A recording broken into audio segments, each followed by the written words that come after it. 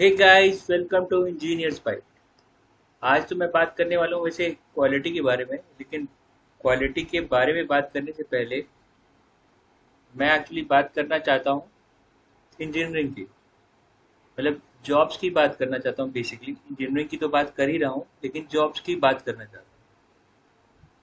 हमें लगता है कि हमने इंजीनियरिंग कर ली, तो इंजीनियरिंग करने के बाद most of the time we thought कि यार इंजीनियरिंग कर ली, जॉब लग जानी चाहिए।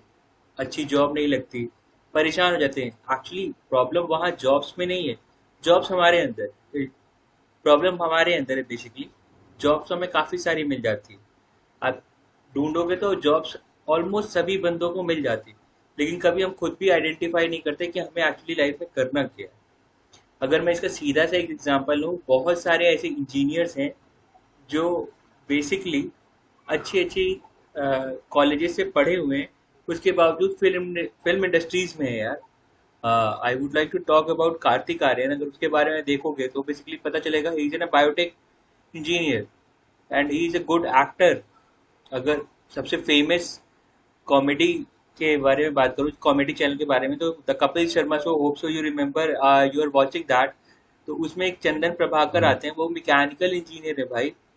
तो ही नो कि what he need to do in his life. और बेसिकली आधे से ज्यादा इंजीनियर्स को पता ही नहीं होता करना क्या है।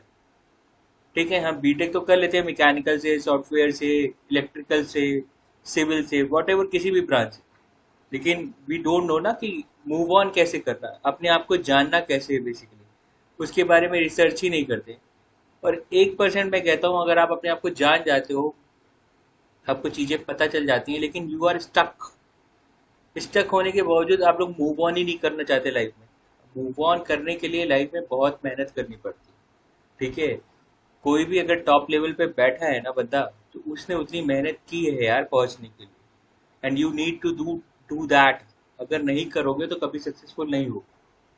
ठीक है, आई विल डिस्कस। ये टॉपिक थोड़ा सा बड़ा है, बीच बीच में कभी कभी डिस्कस कर लिया करूंगा, लेकिन आज हम जो बात करेंगे वो बेसिकली बात करेंगे क्वालिटी के एक टूल के बारे में, जिसको हम 8D बोलते हैं। 8D होता क्या है बेसिकली?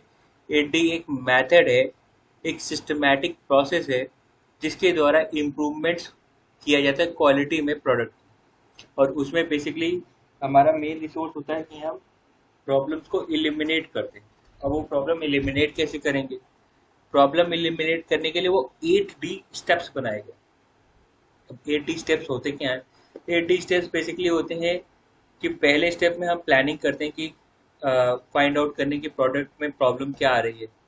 उसके अलावा प्लानिंग करने के बाद हम अपनी टीम को बुलाते हैं, एक साथ बुलाया जाता है सारे के सारे जो भी प्रोसेस से रिलेटेड, क्वालिटी के प्रोसेस से रिलेटेड, या फिर जो भी प्रोडक्शन में रिलेटेड काम कर रहे हैं, उन सबको एक साथ पूरी टीम को बुलाया जाता है। फिर उनको प्रॉब्लम के बारे में डिफाइन किया जाता है कि ये प्रॉब्लम आखिरकार आ क्यों रही है। ठीक है, वो प्रॉब्लम के बारे में डिस्कस करने के बाद हम पहला रिसोर्स प्रोसेस देखते हैं कि उसको इम्प्लीमेंट कैसे करना है टेम्परेरी फिक्स करने के लिए। ठीक है, कि ताकि वो प्रॉब्लम भी शॉर्ट टर्म पे तो रिड्यूस हो जाए। उसके बाद हम देखेंगे कि उसको उसका फाइनल सोल्यूशन क्या दे सकते हैं। ठीक है, उसके बाद फोर्थ प्रोसेस पे हम आते हैं, आइडेंटिफाई करते हैं रूट कॉजेस को, कि वो प्रॉब्लम आखिर स्टार्ट कहाँ से हुई है। फिर उस प्रॉब्लम के रूट कॉजेस को आइडेंटिफाई करने के बाद हम सोल्यूशन चूज आउट करते हैं कि उसका सोल्यूशन हम क्या दे सकते हैं। ठीक है, और उसमें कौन कौन से सोल्यूशंस दे सकते हैं किसी भी प्रॉब्लम को सॉल्व आउट करने के लिए। वो प्रॉब्लम कुछ भी हो सकती है। बेसिकली एक एग्जांपल आप समझ लो, जैसे कि मैंने वो 3 पिन प्लग ले लो, एक सीधा सा एग्जांपल है। अब 3 पिन प्लग में टेस्टिंग्स होती है बेसिकली। अब वो टेस्टिंग की जाती है कि बेसिकली वो शॉक लोड्स वगैरह ले सके इतने लेवल तक। कई बार क्या होता है कि उस प्रोडक्ट की क्वालिटी अच्छी नहीं बनती, या फिर वो प्लास्टिक बहुत जल्दी मेल्ट हो जाती है, थोड़ा सा भी मतलब हीट या वो ट्रांसफर है। तो अब उसकी रूट कॉज को आइडेंटिफाई किया जाता है, उसको फाइंड आउट करके उसके सोल्यूशंस निकाले जाते हैं। मल्टीपल सोल्यूशंस हो सकते हैं कि हमारा मटेरियल खराब हो सकता है, या फिर हमने उस पे एक लेवल पे सेफ्टी फीचर्स दे रखे हैं, वो वर्कआउट नहीं कर रहे। तो वो सारी चीज़ें आइडेंटिफाई करनी पड़ती हैं। डिफरेंट टाइप्स ऑफ सोल्यूशंस होते हैं। वो सोल्यूशन फाइंड आउट करने के बाद हम कंफर्म करते हैं कि कौन सा सोल्यूशन उसके लिए उस प्रॉब्लम को रिजॉल्व कर सकता है। अब हमें प्रॉब्लम पता चल गई, सोल्यूशंस पता चल गए। सोल्यूशंस पता चलने के बाद हमें पता चल गया कि ये प्रॉब्लम का मेन इशू है, अब उसको सॉल्व आउट करते हैं, उसके इशू को रिजॉल्व करते हैं। फिर उस इशू को रिजॉल्व करने का हम पूरी की तरीके से उस सोल्यूशन को उसमें इम्प्लीमेंट करते हैं, ताकि हमें एक परमानेंट सोल्यूशन मिल सके और ताकि वो दोबारा प्रॉब्लम ना आ सके। यानी कि उस जो सातवां प्रोसेस है उस प्रिवेंट को रीअकरेंस को रोकने के लिए होता है बेसिकली। ठीक है। तो टोटल जो स्टेप्स होते हैं एडी में, ये 8 स्टेप्स होते हैं जिसको हमें आइडेंटिफाई करना पड़ता है उसको रिजॉल्व आउट करने के लिए कोई भी प्रॉब्लम्स को। आज के लिए काफी है इतना। Hope so you will understand कि एडी होता क्या है। ठीक है। क्वालिटी के बारे में भी मैंने डिस्कस किया और लाइफ के बारे में भी डिस्कस थोड़ा बहुत किया। Hope so you don't mind. और आगे भी इस तरह की वीडियो देखने के लिए प्लीज सब्सक्राइब तो मत करना मेरा channel, otherwise you become a masters in your field. ठीक है। Hope so you love the video.